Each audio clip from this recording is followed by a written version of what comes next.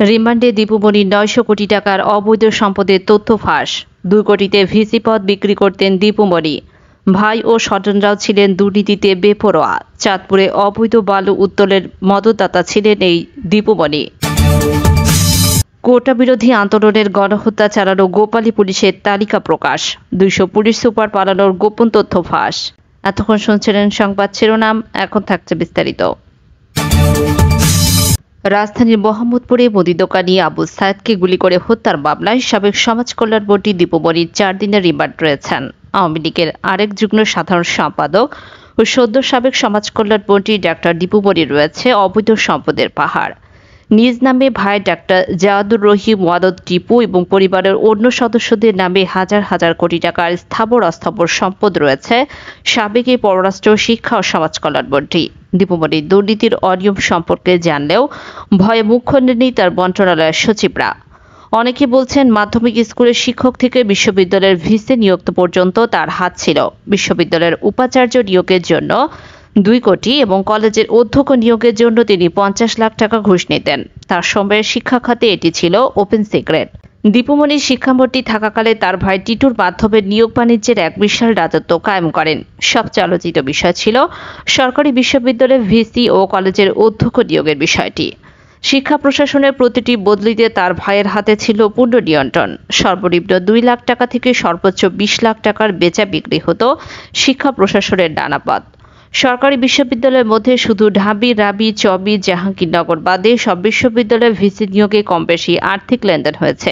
শেষ সময়ে 2 কোটি দাও ভিসি হও, এমন একটি কথা ছড়িয়ে পড়ে। এরপরে দেশের পাবলিক বিশ্ববিদ্যালয়গুলোতে নিয়োগ বাণিজ্যে মেতে ওঠে ভিসিরা।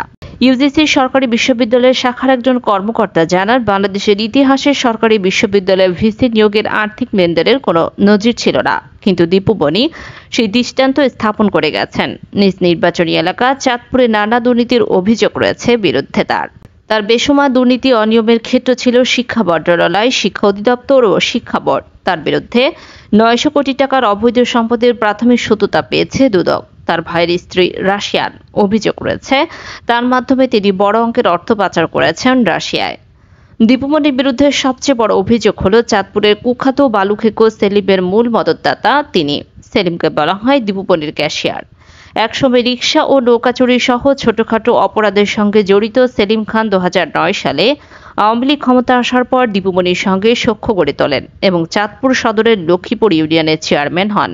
এরপর দীপুমণির প্রত্যক্ষ সহযোগিতায় মেঘনার বুক থেকে বালু তোলা শুরু করেন। টানা 1 যুগের বেশি সময় ধরে বালু তোলেন তিনি। সরকারি নথি অনুযায়ী 2018 থেকে 2022 সাল এই 4 বছরেই দীপুমণির নির্বাচনী এলাকা চাঁদপুর সদর উপজেলার 21টি মৌজা থেকে 668 কোটি 33 লাখ ঘনফুটের বেশি বালু তুলেছেন সেলিম খান।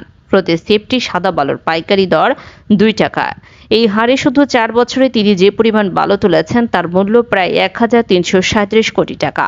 বালু ব্যবসা থেকে 1000 কোটি টাকা আয় করলেও সরকারি কোষাগারে 1 পয়সাও দেননি। গত 5 আগস্ট গণপিটুনিতে নিহত হয় সেই সেলিম।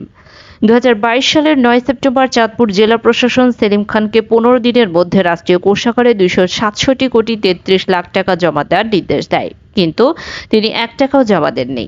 2022 সালের 24 সেপ্টেম্বর বিশ্ব নদী দিবসের অনুষ্ঠানে জাতীয় নদী রক্ষা কমিশনের তৎকালীন চেয়ারম্যান ডক্টর মঞ্জুর আহমেদ চৌধুরীর বালু উত্তোলনের নৈপথ্যে দীপুমণির দিকে আঙুল তোলেন। এরপর 1 মাসেরও কম সময়ের মধ্যে মঞ্জুর আহমেদকে পদ থেকে সরিয়ে দেওয়া হয়। দীপুমণির বিরুদ্ধে বড় একটি অভিযোগ হল 2021 থেকে 2022 সালে চাঁদপুরে সরকারি বিজ্ঞান ও প্রযুক্তি বিশ্ববিদ্যালয় স্থাপনের জন্য ভূমি অধিগ্রহণের দুর্নীতি।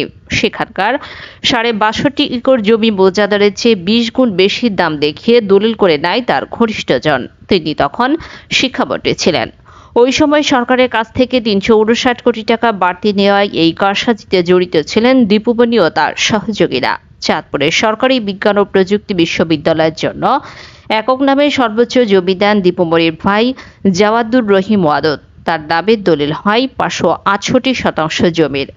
সাবেক মন্ত্রীর মামাতো ভাই ও ফরিদগঞ্জ উপজেলা পরিষদের চেয়ারম্যান জহিদুল ইসলামের নামে দলিল হয় 161% জমির। তার ঘনিষ্ঠ হিসেবে পরিচিত চাঁদপুর সদর উপজেলার ভাইস চেয়ারম্যান আইয়ুব আলীর নামে কেনা হয় 93% এবং মন্ত্রীর ব্যক্তিগত সহকারী টুটুল মজুমদারের নামে 37% দলিল হয়।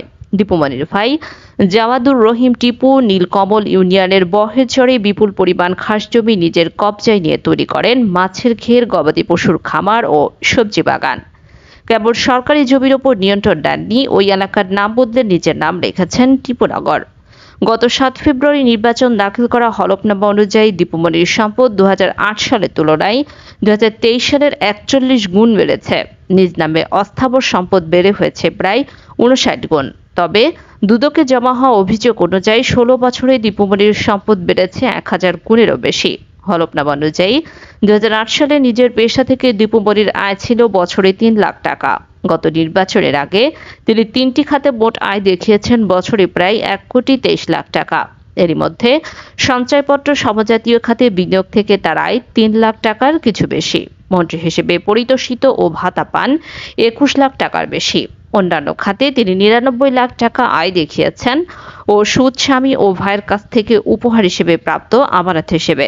2008 সালের দীপুমণির মোট অস্থাবর সম্পদ ছিল 5 লাখ টাকার সমপরিমাণ।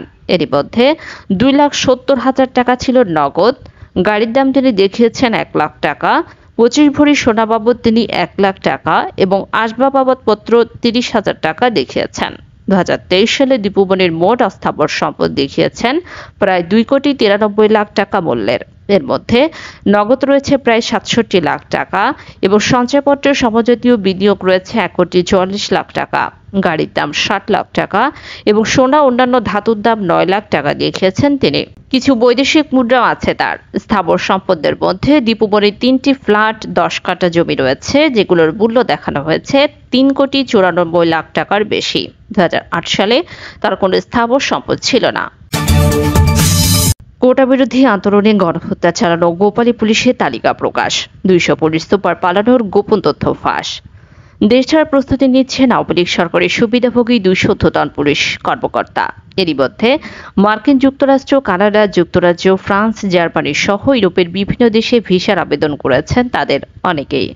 গোয়েন্দা সংস্থা, বিভিন্ন মিশন সংস্থা থেকে জানা গেছে আগস্টের প্রথম সপ্তাহ থেকে ভিসার আবেদনগুলো করা হয়েছে।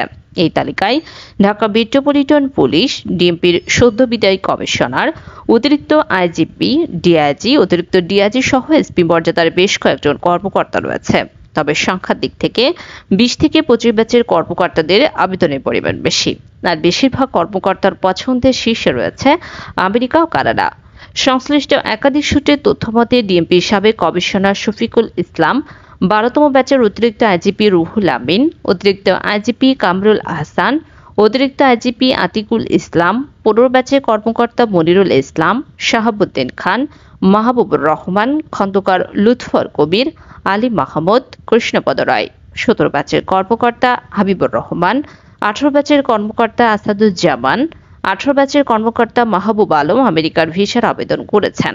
17 ব্যাচের মিজানুর রহমান, হাফিজ আক্তার, আনোয়ার হোসেন এবং মঈদুদ্দিন কানাডার ভিসার আবেদন করে রেখেছেন।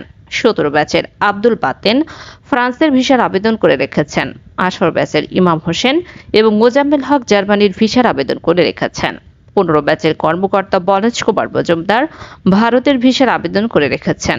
20 থেকে 25 ব্যাচের কর্মকর্তাদের মধ্যে শাহ বিজান, মোল্লা নজরুল, মুস্তাক আহমেদ, নূরে আলম বিনা, শাহ আবিদ, আতিকুর রহমান, মাসুদুর রহমান, সৈয়দ নজরুল ইসলাম, কানিস ফাতেমা, হারুনুর রশিদ, শেখ রফিকুল ইসলাম, মারুফ সর্দার, বিপ্লব কুমার সরকার, সাজ্জাদুর রহমান, জায়েদুল আলম, মেহেদী হাসান, মিজানুর রহমান, ফরিদ উদ্দিন, মোহাম্মদ জাকারিয়া, সঞ্চয় সরকার, জসিমউদ্দিন, আশরাফ হোসেন, মইনুল হক, আনিসুর রহমান, মাসুদ হোসেন, সুনন্দ রায়, প্রলয় কুমার জর্দার সহ বেশ কয়েকজন রয়েছেন। দেশ ছাড়তে প্রস্তুতি নিয়ে কর্মকর্তাদের পছন্দের শেষে আমেরিকা, কানাডা হলেও অনেকে জার্মানি, যুক্তরাজ্য, সুইজারল্যান্ড, ফ্রান্স, পর্তুগাল, গ্রিস, তুরস্ক ও থাইল্যান্ডের ভিসার আবেদন করেছেন। তবে ইতোমধ্যে কতজন ভিসা পেয়েছেন তা এখনো নিশ্চিত হওয়া যায়নি। গোয়েন্দা সূত্র জানায়, বিগত 14 বছর ধরে ক্ষমতাসীন আওয়ামী লীগের আমলে পদপদবি, অর্থবিত্ত অর্জন এবং ক্ষমতার অপব্যবহারকারী পুলিশ কর্মকর্তাদের মধ্যে এক ধরনের আতঙ্ক বিরাজ করছে কিছুদিন ধরে। উল্লেখ্য, নানা দেশে ভিসার আবেদন করা পুলিশের ঊর্ধ্বতন কর্মকর্তাদের বেশিরভাগই বিগত 1 যুগ ধরে অতি উৎসাহী হিসেবে বিরোধী দলমতের ওপর দমনপীড়ন চালিয়েছেন।